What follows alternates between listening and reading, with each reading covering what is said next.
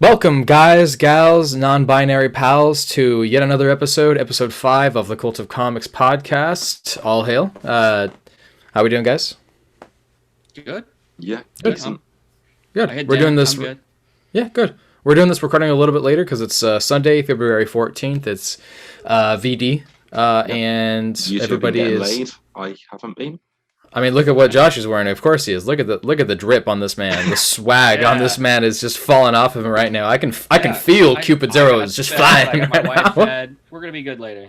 Yeah. Is We're Fed gonna a? go to food- Maybe. Is Fed a double If we don't go to entendre? food coma. Huh? You put a baby in her? No, I said if we don't Number go to three. a food coma. You put a food baby in her? Jesus That's Christ, weird. We got Name an this one almost Sean. 9-month-old. It's not time yet. It's almost time. Soon. Yeah.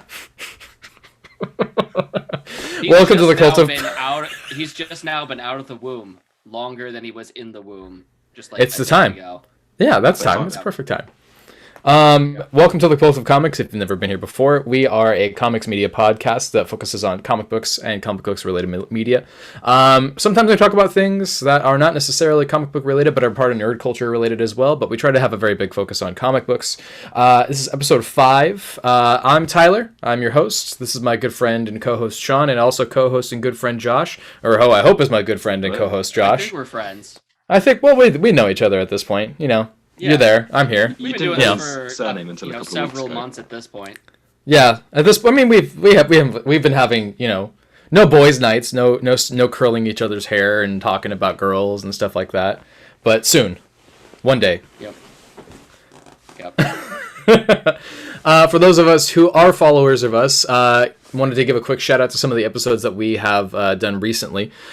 We just finished doing yet another WandaVision episode. We've been doing a lot of WandaVision episodes covering everything that's been going on, breaking down the episodes, kind of just having a casual conversation about things, and obviously speculating about what the plot of the show is leaning towards, and if it's Mephisto. leaning towards... Mephisto. No. It's all Mephisto. It's not. Everyone says it's Mephisto, but it's not Mephisto, and they've been saying Mephisto for years. Not even for this show, just for everything else as well. I mean, I think they even speculated that with Civil War. So no, throwing that away right away. Just no. We also did an episode about the Last God. We did a breakdown of issues 1 through 12 plus the one shot, the history with Philip Kennedy Johnson and the artist Federico Ricci. Riccardo Federici, thank you. Yep. That one actually has got quite a few views. We're pretty happy about that. Our most successful video to date. Yeah, Let's it's do so. So far. yeah.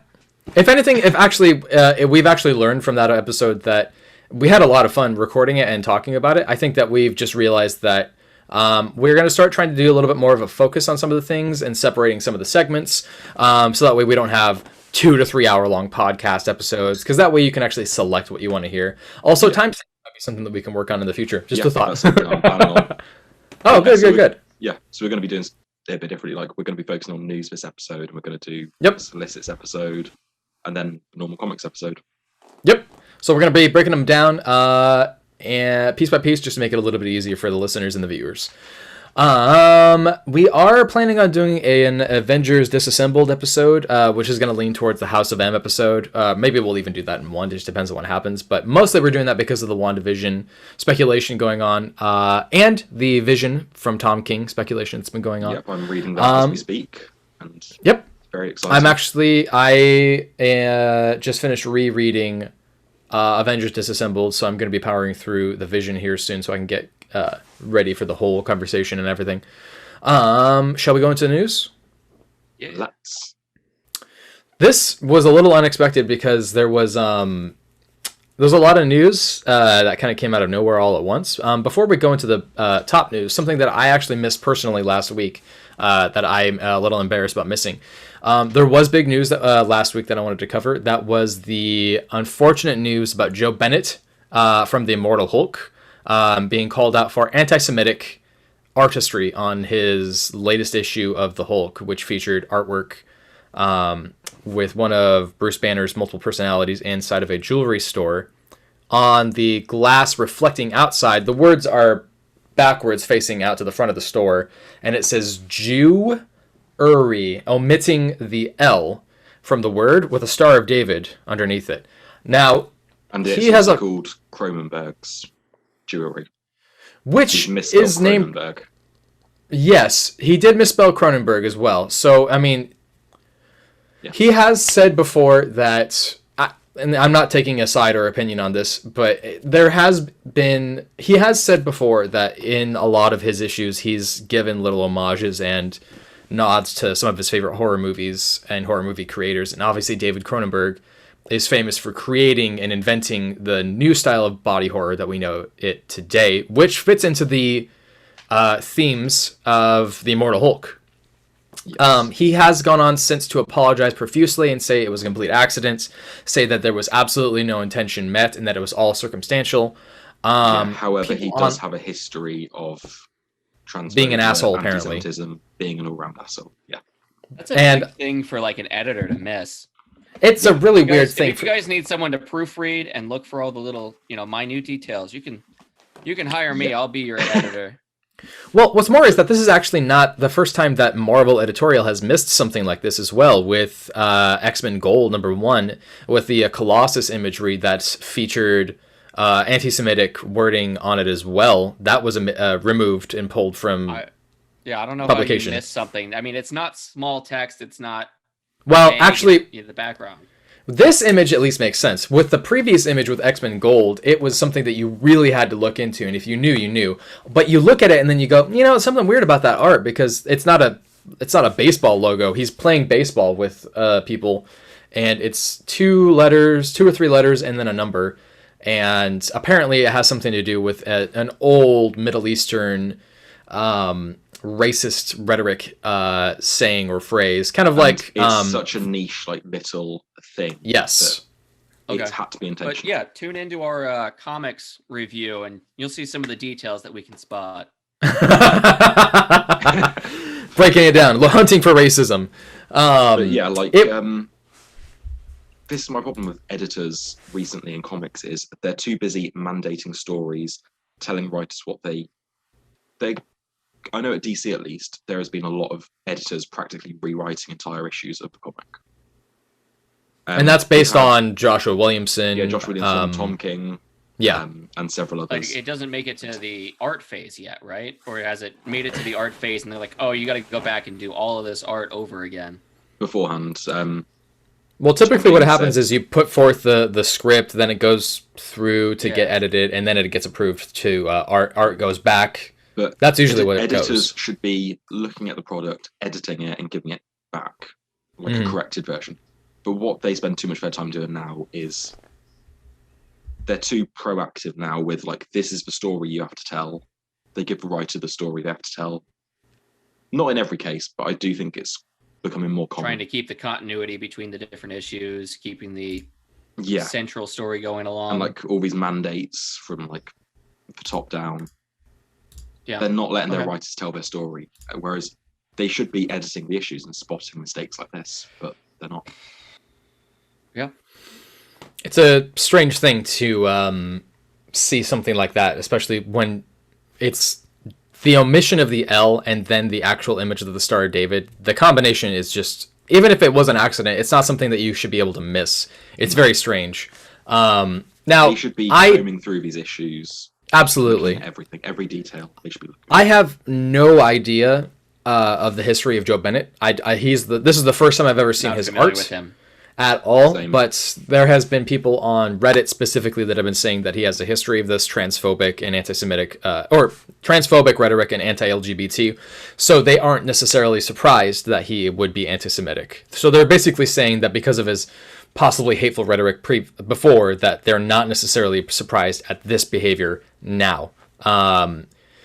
This hasn't really gone on any further from what I understand. And what's more is the Immortal Hulk is ending already anyways, so it's not like he's going to be kicked off anytime soon. What was the most recent issue that came out? I think it was 43 or 44, so there's like 6 issues left. So he's probably drawn already almost done. 46, maybe 47. He'll have this to use, next time and be able to point back to, remember when this happened? This is the problem, though, is that, for one thing, this issue by itself is probably going to go up in value just because it's going to get pulled and altered, which is an unfortunate thing. That was what happened with X-Men Gold #1 as well. Even if this was an accident, I mean, I'm glad that he apologized, but if this is a recurring behavior, I mean, this is something that needs to be checked. Yeah. Unfortunately. So I just wanted to say that before we moved on to this week's news. So the first thing up in news is Tom Holland has gone on record denying Spider-Man 3 Spider-Man 3 featuring Tobey Maguire or Andrew Garfield. Although, if this... Yeah, I think Marvel just haven't, I just think Tom Holland doesn't know they're in it yet. And he has actually said... You can't let Tom Holland know anything or he'll spill the beans. They literally have said, he has said on record that if this is happening, something that's happened, then this is something that they've kept in a gigantic secret from him, which is hilarious. Tom Holland is only on set acting around the tennis balls on poles. He isn't allowed with other actors because otherwise he gets too many details and spoils it. Who the hell knows? But here's just a simple, straight fact. Willem Dafoe has been seen on set. That is confirmed. Absolutely. We have Melina and Jamie Foxx both confirmed. Yeah. And reportedly, Kirsten Dunst and Andrew Garfield have both been confirmed. So here's the thing. This could be Tom Holland trying to backpedal because he's been known to be a little bit of a gab when it comes to some rumors. Or they're just intentionally keeping him in the dark. But he has said that this is the most over the top, sought after, wow, ambitious movie and ambitious. Yeah, words are hard. Ambitious film that Marvel has put out. So let's say hypothetically that this is not a Spider-Verse film. What the hell else are all these characters doing? Here's the other thing. It's a clip show. Here's the thought. If these actors do come back and play a lot of the recurring casts of characters, would that be different from what happened with J.K. Simmons? Well, I think they were saying that Jamie Foxx is kind of reprising his role, but it is a different character too. So he might be playing both. Yeah, I want Jamie Foxx to have the comic accurate yellow helmet and green spandex. Well, they had sorry. I'm thinking of the other guy that played Shocker. I'm not opposed to the blue Jamie Foxx version. I think that it was just a weird choice artistically. I liked that design actually a lot. I just don't understand why they made him a dubstep DJ. Yeah, that was weird.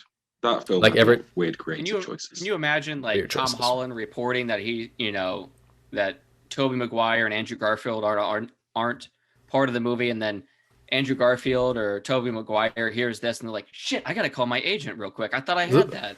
Well, I mean, this probably actually could be the case considering what's been going on with rumors and speculations and announcements of acting cast choices with Moon Knight and She-Hulk Who's playing Moon Knight? This is exactly what I mean, though, is that if these actors are coming out and denying it at first, but then their agents are saying, no, you actually do get the part, there's a whole... With Chris Evans. Absolutely. This communications thing. Yeah, Chris Evans was announced as being a part of the back in the MCU, and then he goes... and says, if you would turn to your article, 35 in your contract... You'll see that we have to draw you back as many times as possible here, then bleed you dry. Who knows? But this is a whole weird conversation when it comes to legal contracts, but we are not privy to them, so that's only stuff that we can speculate about.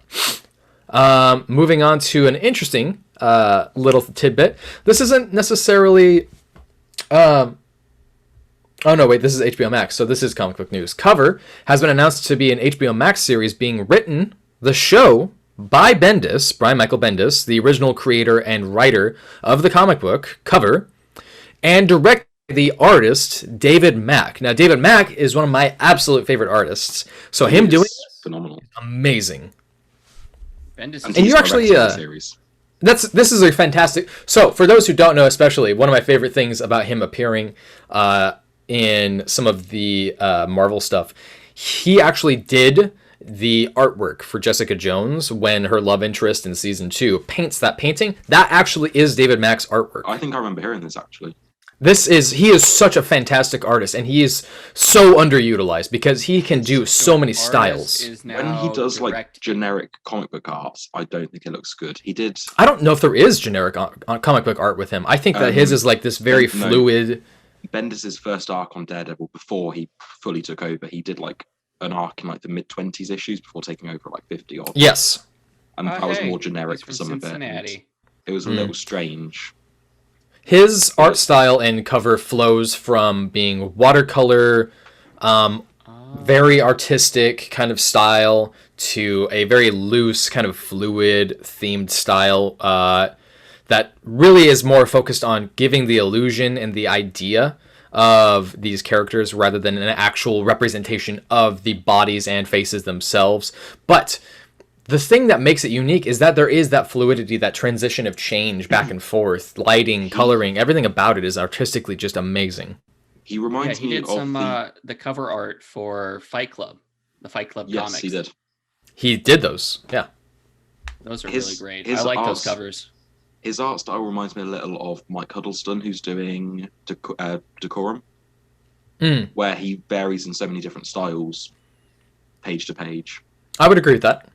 I think that's one of the things that makes these artists so unique. Yeah. I'm really interested in seeing this, not just because Cover was a great miniseries from Jinx World, but this is going to be the first time that we're actually going to see not only one but two members of the original creative teams for a comic book working on the actual thing itself. So this may be the reason and may explain why Bendis is stepping away from doing so many titles, since he usually does 4 to 5 I comics think a this month. is just following in the footsteps of the Doom Patrol TV show. That may be the case, but I think it also Guys. falls under the steps of what Jeff Johns has usually been doing, which is being involved in multiple facets and occasionally doing maybe one comic. Well, this is Doom Patrol's on HBO Max now as well. Yes. It was And, originally. Jeff DC Johns is Universe. involved with that. Greg Berlanti's involved. Yeah. But can't think of his name right now. Is that not Williamson? Jay. No, I know what you're talking about. Okay. Artist, a writer. For Doom, Doom Mark Patrol. Morrison. Was that Williamson? I believe so. I'm not familiar with the actual cast right now. Wait, what? The crew. Oh, no, Sorry. Is that Matt Roberts? I don't know who that is. So I don't know. Grant Morrison wrote Doom one of the- Patrol, and Jared Way has wrote Doom Patrol. I think one he's of the guys talking- that does Manifest Destiny. Oh, really? I had no idea. This is news to me. Go ahead and Google it and let me know what you find. Yeah, but like what I was going to say was this is going to be the first time that we've actually seen a crew like this working together. Now, there's been comments before from creators who have said that artists basically are the directors and that the scriptwriters are the screenplay writers as well as the idea guys, but the artists are the ones who are usually in charge of cinematography, blah, blah, blah. So this is going to be a really interesting pairing. These two have never worked on a show before in either of these roles at all. So this is going to be a very unique experience for the both of them. And it's their creation, so it might be artistically perfect, or it could be a massive flop, because Hollywood and working in television in general is a bit of a challenge, and it is a bit of a difference from actually working in the comic book industry. But this is something to keep an eye out for, because this is something that could set a precedent in the future. I'm really excited for this, and I'm going to actually go back and reread my issues of Cover just for this. Yeah, I'm going to read it at some point because you've given it a lot of praise, and It's we'll potentially do a bonus episode discussing it. It's just a fantastic... it's not something that you really can compare it to a lot of other things. I would say that the only thing I could really compare it to is that George Clooney film that stars Sam Rockwell. I can't think of it for the life of me I know right what now. I can compare it to.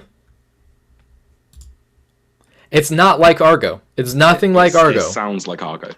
It's nothing like Argo. The premise of Argo is the CIA set up a fake film that they were making that they were going to go over to that country to extract those people for, under the guise of that. This guy is actually a comic book artist. For those who are not familiar with the comic book, it is the story of a comic book artist who has a successful fan base, who is hired by a secret agent to travel and follow another agent who is speculated of also being a spy. That is not the plot of Argo. Semantics. I hate you. So Tomato. the guy I was thinking of was Chris Dingus. So he's a writer, producer. What did you just call me? Show. That's an You're a unfortunate dingus. name. Dingus. Is it I like his, Dingess? Yeah, DING. I'm familiar with him. Yeah. Okay. Yeah.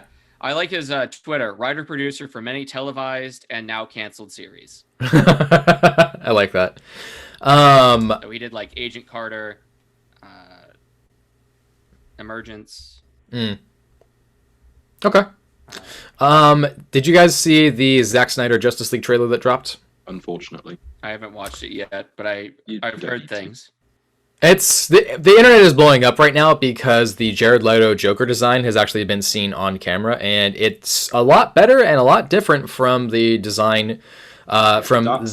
That's the positive I would give this trailer. Is Jared Leto looks a lot better than Suicide Squad.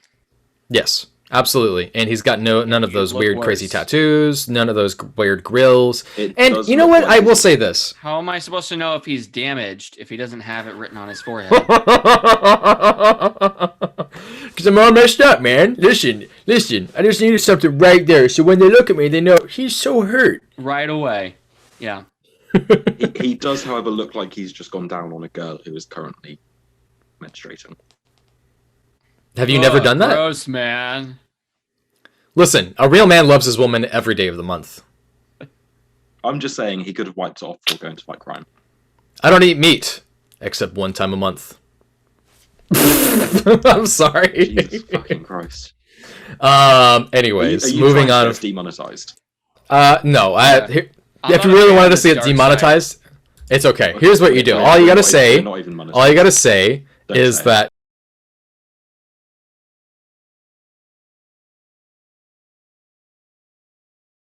Well, we can wrap this up now. Oh, okay. All right. Bye, guys. We had a good run. It's been fun, And guys. But Darkseid looks like a bad rapper. He looks like a generic CGI bad guy. I'm really confused about some of the choices here. The color palette very much feels like a Zack Snyder choice. I'm not at all excited for this. I'm obviously going to watch it because at this point it's my job to do so. But I also really want to see what the creative choice is. I saw someone online. There's someone that I follow on TikTok. His name's Drew X Deficit. He's like TikTok's comic book granddaddy. And he made a really interesting point, which was Zack Snyder has made films. And some of them I really fucking hate. And some of them I think are okay. As much as I give shit as much as I give shit to Watchmen, I agree that it's a decent film enough that I would watch it again. I'm not going to watch the director's cut because honestly, that's just an unnecessary amount of 3 hours. But a lot of the creative choices try to include as much from the comic as possible, and I applaud that. I don't understand the necessity of the choice to wipe out the and change the ending of the comic book with the squid. It doesn't really make a whole lot of sense to me. I feel like the message changed just very slightly. I just don't really think that was really necessary at all. But I also recognize that it was a creative choice. He was the director. He was the co-writer, technically. Regardless, the point I guess I'm trying to make is that this is going to be interesting because he actually gets the chance to show what his idea, what his dream, his vision was for this. And that's good because creators should be allowed to express that, even if it sucks. And I think that's fair. He had a story to tell, and he's getting to finish his story on his terms. So Sure. The big thing for me is that we don't have to deal with all of the Snyder Cut fans anymore. That way, once this is done, they can all shut the fuck up. No, they won't. No, probably not. there'd be I clamoring just for a watched the sequel. trailer muted. I didn't see any problem there. With, what do you mean? Like the color palette or? No, I meant like I didn't have any sound on. Oh, you enjoyed it without the sound. Yeah. It's just, you know what? This kind of actually ties into some of the other news that was going on with this. So I don't know if anybody's been paying attention to what's been going on with Joss Whedon. Yeah. I might We've have been seen, talking about it. but I might have seen one or two things. There's been a lot of things moving forward. Charisma Carpenter recently came out and said that Joss Whedon had very abusive behaviors working on set with him. There's a lot of history behind that. On Angel, actually, because that was when she was pregnant. Mm-hmm. Right. She worked on both shows with him together. All of the cast of Buffy came forward and said, yeah, we support what she's saying. Yeah, well, so there's been... Michelle Gellar. Yeah, Michelle Trachtenberg, this is a really unfortunate thing to read for her because that's just a scary thing to read. She said that he was not allowed, after one experience, he and Michelle Trachtenberg were not allowed to be in the same room together alone. Well, she was 15. So something happened. We don't know what. His behavior apparently was bad enough that he was not allowed to be in the same room alone with her because of that. I hope it wasn't anything sexual. I genuinely hope that there was no kind of violence. It would very strike me as odd that would be the case. Sort of shouting at her, being a general douchebag, and that's what it seems like. It doesn't seem like there's any kind of sexual violence at this point. It seems to me more that what's happened is that he has a very antagonistic way of dealing with his power on set, and that's what it also feels like with what Ray Fisher has been saying. Now, early on, if you had asked me if I believe Ray Fisher, I would have said no. And at this point, I still feel strange about how he's been coming forward with things, but we've also come to the agreement that if something has happened, punishment should happen. But the whole way through, I've been of the mindset that if something did happen, I really just want him to say it. The punishment deserves to happen. Yeah. However, and honestly, as much as I'm a huge fan of Buffy, I also recognize that just because I'm a fan of Buffy doesn't mean that this guy should get away with anything. Joss Whedon has done 5 of my favorite things. He's done Buffy, Firefly, The Avengers 1 and 2. Yep. And no, I mean, and this is, I think, where that whole accountability is more important than entertainment kind of comes into play. And that's a really good, valid point. That if something has happened, he absolutely deserves recompense, catharsis, something to happen to resolve this moving forward. Yeah. However, I still find it strange how the whole way he's just made vague accusations on Twitter. He hasn't. I'm kind of coming to this point that maybe it's that he feels unsafe with it, but then I also think if he doesn't feel safe with sharing all of the details, then why come forth the way he has at all? Because the energy he's been putting forward is very strong. It wasn't exactly his story to tell. He was speaking on behalf of somebody else, so he can't. That is a really good point. But he can call it out. That's a good point. But that is a really good point. Early on, he was saying his NDA prevents him from disclosing any information. However, an NDA doesn't prevent you disclosing illegal activities. Yes, absolutely. Charisma Carter has come out in support of Ray Fisher. Isn't that not what I said? You said Carter. Oh, well, thank you. Sarah Michelle Gellar has come forward in support of her co-stars on Buffy, though she hasn't said that she explicitly supports Ray Fisher. Michelle Trachtenberg came out after Sarah Michelle Gellar said that she came out in favor and in support of Charisma Carpenter speaking on behalf of what she said and in support of Ray Fisher. So there's a lot of where you have to specify these things, because if you don't say it correctly, it gets really confusing. Yeah, and Anthony Stewart-Head and James Masters are both Marsters. Yeah, Masters. And previously Jason Momoa. Yeah, he came out and said shit went on. I support Ray Fisher. But Marsters and Anthony Stewart-Head said that they don't. They said they never experienced or saw any abuse on set. However, they believe their co-stars and their heart goes out to them, basically.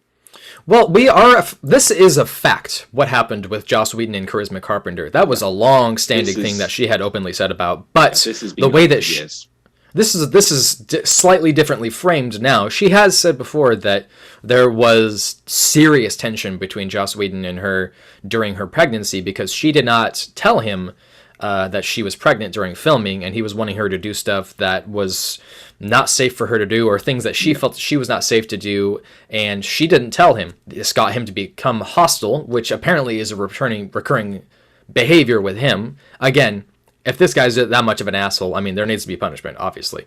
When she finally explained that she was pregnant to him, he stopped and retracted his behaviors, and things were a little bit better. But I believe I remember her saying that she felt like there was some sort of punishment afterwards, even if it was slight. So there is history with this. She got written out the show, didn't she?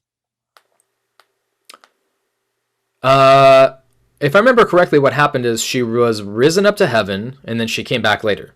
Her character went into a coma, I think, and then she came back later in one episode as like a ghost because she died, and Angel didn't know.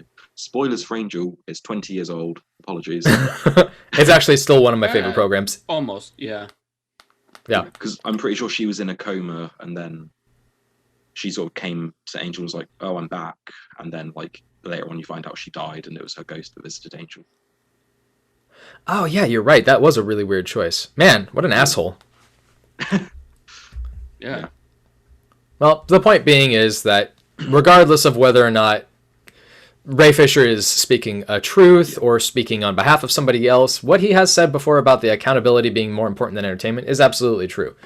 We don't know what's going on. We don't know what it's like to be him in Hollywood and be in this position. So the only thing we can do is just continue to just watch it. And I mean, honestly, what can we say about an opinion about it? Do we really have one? I mean, how can we have an opinion about something that we have no idea about, right? Exactly, because we still have not been given any examples of what happened. Holding out judgment for whenever we get more information.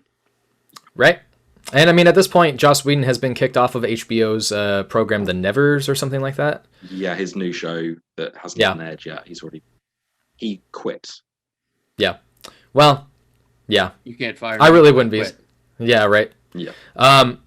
He was also supposed to do the Batgirl film, which also fell apart, I think, shortly after his wife divorced him and called him a sexist piece of shit. Yeah, this was a few years ago. Batgirl film fell through. Mm-hmm. Which, honestly, considering what we're knowing now, is probably for the best. God, it's a shame because I would have liked to see his interpretation of the story, but he's a piece of shit. So, yeah. Speaking of piece of shit, that leads us on to our next. Sorry, you were gonna. No, this is actually exactly what I was going to say. Please go ahead. Yeah, speaking of pieces of shit, this leads us on to our next story, which is Gina Carano has been fired from The Mandalorian. Which are we really surprised about? Because she has been pushing it for over and over and over again, and I'm just absolutely not surprised by it whatsoever. She was fired. I'm not surprised that she was cut. She was fired for saying being a Republican is similar to being a Jew in Nazi Germany. Which, why would you say some shit like that? Like, all you have to do is just not go forward. If you think, you know what, I'm going to say this thing, just remember, don't. That's all you have to do. Yeah. And she's been given warnings for anti-trans stuff in the past. She was under a lot of fire for... You actually know more about that than me.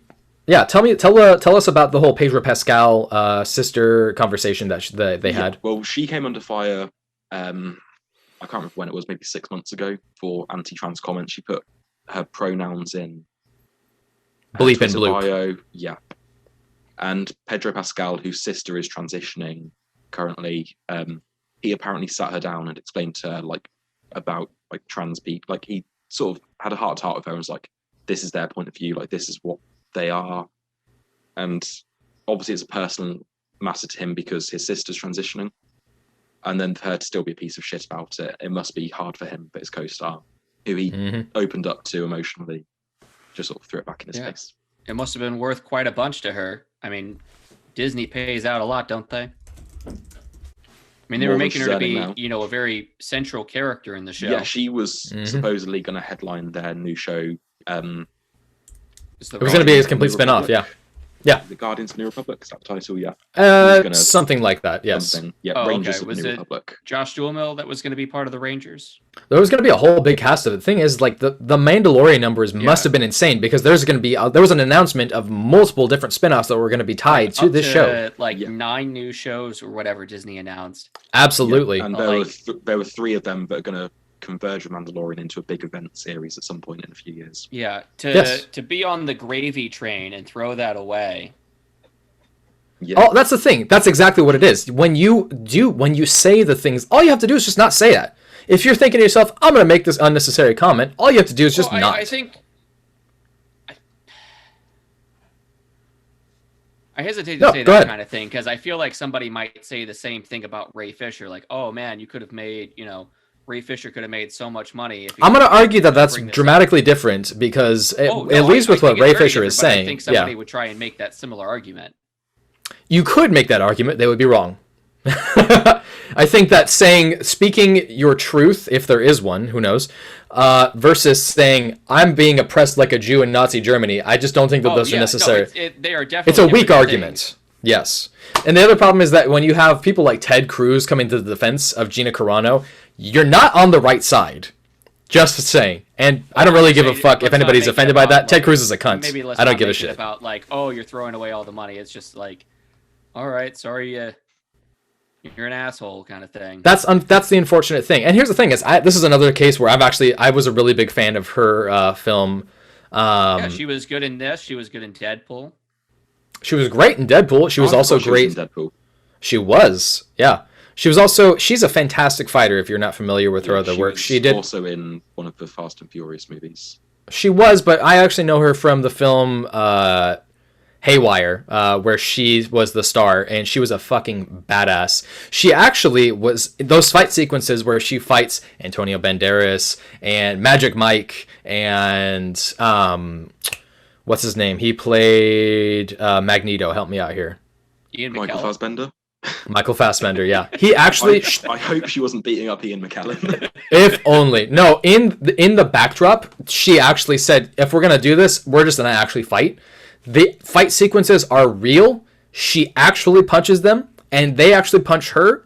And in between cuts, she actually said to them, "You can hit me harder, you know." Like, she's that kind of person. Like, she's historically Isn't she Yeah. a former like MMA fighter. Correct. Yeah. Mm-hmm. And that's unfortunate because she really had a strong career growing, and then she decided to throw it all away by being just dumb. But that's the way it is. Yep. Here we go. And again, that Don't takes worry, us she into made a our. lateral move. Yep. Again, we got a nice little segue going here. This leads us into our next news about Pedro Pascal. Absolutely. He's been cast as Joel in The Last of Us HBO series. And Bella Ramsey has been cast to play Ellie, which, Yep. if you don't recognize her, she's from Game of Thrones. Yep, she played Lyanna Mormont in Game of Thrones. Mm-hmm. She is most famously known as Badass Little Girl in Game of Thrones, as far as I'm familiar. I'm really excited for this because, for one thing, I love Pedro Pascal. I'm happy he's getting so much work right now. But I've been pumped for The Last of Us. I am absolutely in love with the video games. Anybody who says that The Last of Us 2 didn't deserve the awards can go fuck themselves, just straight up. I have no problem saying that either, because that video game is hauntingly good. From start to finish, every detail about it is amazing. And it's still one of my absolute favorite fictional mythos stories that absolutely has to do with, quote, zombies. And I'm using that kind of loosely because you could argue that they're not necessarily zombies. But the idea is amazing. The storytelling experience is fantastic. Everything about it is fantastic. Playing the second one, but the first one was incredible. Did you ever play the original, or did you play the remaster? Remastered. Good, because the remaster it just enhances everything so much, and it also does not make Ellie look like Ellen Page, which is a really good choice. I'm actually really happy that they didn't try to get Ellen, previously known as Ellen. Thank you for correcting me. I'm sorry about that. How dare you? Well, I had it in the front of my mind too, so I need to be better about that. So yes, Elliot Page recently came out. Obviously, Tyler's getting cancelled. No. On Twitter. Well, I just don't want to dead name people. That's disrespectful. But yeah, no, looks like it's going to be really awesome. HBO Max has already put out some content right now. I've not seen any of the original. This isn't the HBO Max show, I think. I think it's just a HBO. Yes, it is. No, it's HBO Max, as far as I've seen. I'm looking at it right now. It's looking... Oh, they liked it so much they're going to do both. Do both. Okay. Oh, both. Awesome. It's going to be HBO and both. HBO Max. Okay, Yep. cool. Yep. Oh, so they're not going to upload everything at once. It's going to be, Oh, one no. episode a week. This is going to be a show that's going to be an episode a week. I've got to say, I'm loving the week-to-week format, like with WandaVision. Dramatically, yeah. It's a lot easier to have conversations about this, because once you have something that you just power through. Absolutely. Once you power through something, you're done. WandaVision 1 to 9 came out. They all just dropped at once. The hype would have died down in 4 days. Absolutely. Instead, here we are 5-6 weeks later, and we're still on the edge of our seats. Yeah, we can sit around the water cooler and talk about it.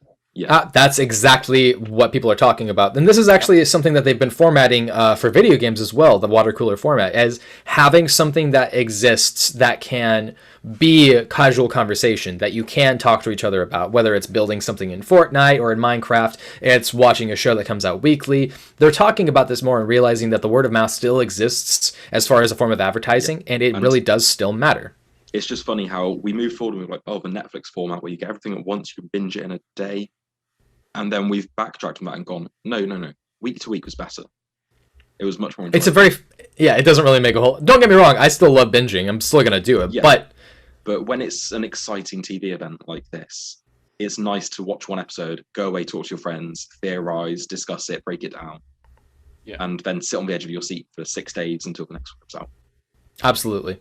Put me in a coma until next week. Well, we're constantly sitting there going like, I can't wait for the next episode to come out because I want to know what happens next. Absolutely. Yeah. I actually had an interaction with Kurt Busiek online about the theory about Agatha Harkness, and he said that he felt the same way, but now he's feeling like it's just going to be pulled away. And I agree. I feel like they're kind of removing. This is what I mean, though. People are having conversation. I mean, even if you have a conversation with your friends or creators of the comic books themselves, people are talking about it. That's a great thing. Every single thing is like the next Lost. I find it so frustrating because I'm 5 and 8 hours ahead of you both. And I watch it so much sooner. I'm like, I need to talk about this to someone. I need to talk to someone about it. And like, I watch it typically on my lunch break at work. So I'm typically watching it before my friends here as well. Yeah, it gets uploaded at about 8 a.m. your time. Potentially, yeah. And then I normally watch it around maybe 12 noon. And like by that point, my friends haven't watched it. You guys haven't watched it. And I'm just sat there like... It gets uploaded around midnight your time, I think. Okay. I think that's when they upload it. I can't stay up till like 3 a.m., but... Well, yeah, you especially can't because you're a dad, right? I mean, God, I can only imagine. Can you not watch it when one of the kids wakes you up crying? Have a little something in the background. You're like, stay in bed, honey. My wife wants to watch it too, but we'll both wake up.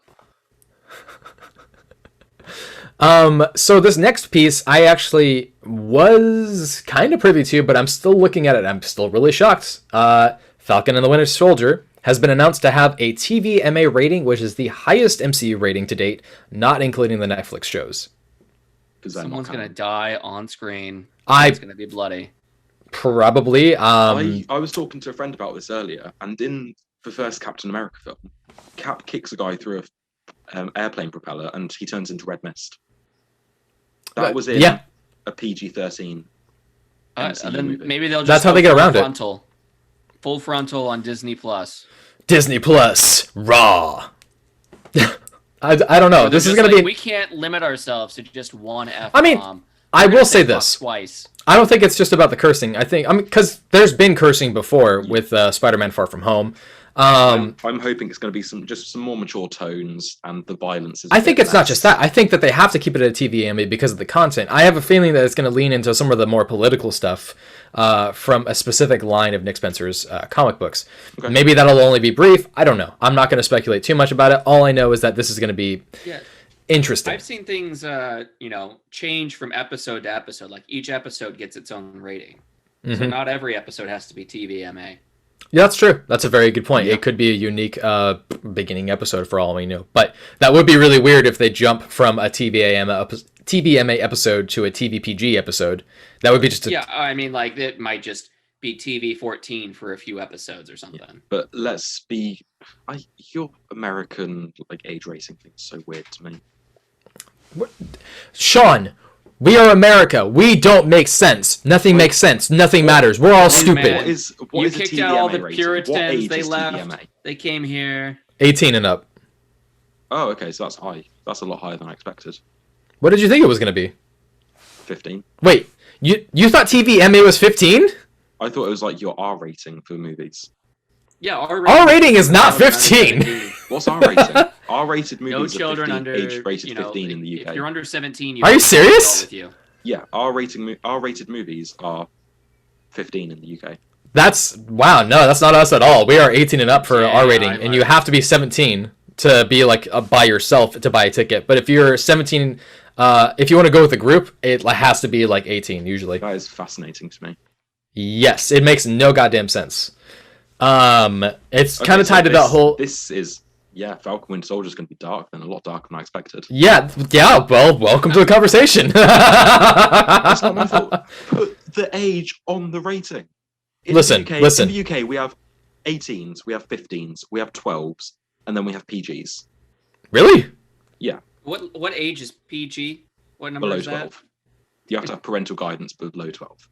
I mean, okay, I guess that makes sense. We also have Youth Universal, which is if a 4-year-old goes to the theatre on their own to watch a Disney movie, they can leave. That makes sense. A lot of different ratings. They shouldn't, the because TV ratings are different from the movie ratings. Yeah, we and just have comic the book same ratings. over here.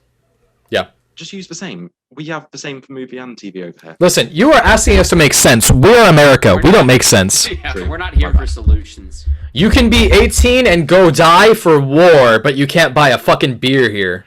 True. So This is America. In the Winter Silly me Soldier, applying. someone with their dick hanging out.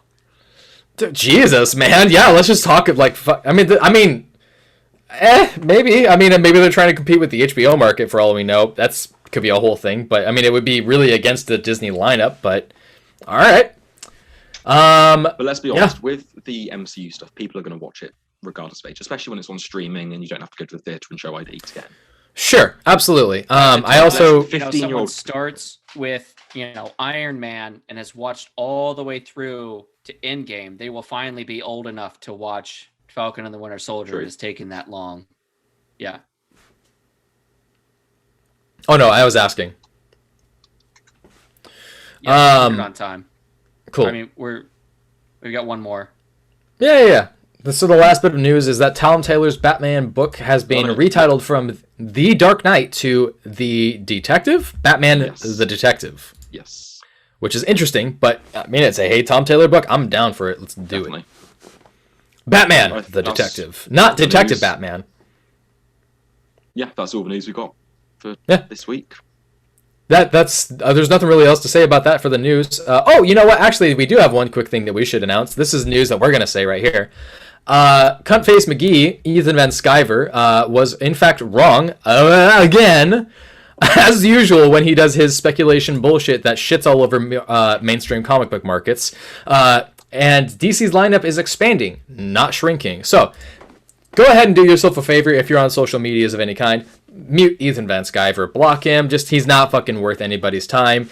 Comicsgate is a fucking virus a pox amongst the community, and anybody who says anything like that can just fuck right off. So, and on that note, I guess I just wanted to throw that out there. But yeah, I think that we're going to end it right there so that way we can move on to our next episode.